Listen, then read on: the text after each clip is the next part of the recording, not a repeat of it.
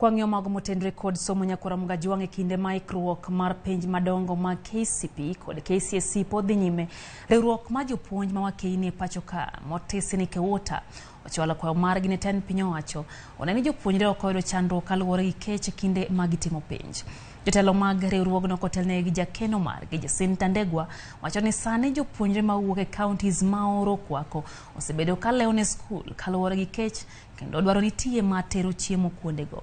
Magino ne giwacho e kinde mane gichwalo chiem jamni ne jopuonjre kar dak ma Ng'ata Tek, kaunti ma Kajiado, mano kuma jambgi osethoe kaluwore gi oro mosego tach e kaunti no ma Kajiado. Others come from very far.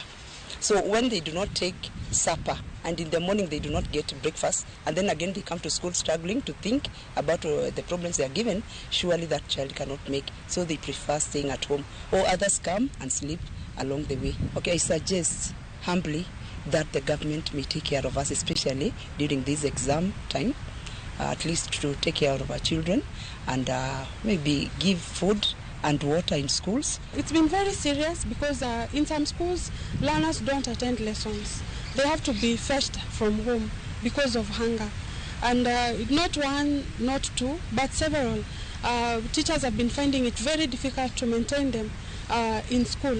The retention of these learners in school has really been affected by the drought. Because of the drought, many children have left school, either just to stay look for food or just to stay at home.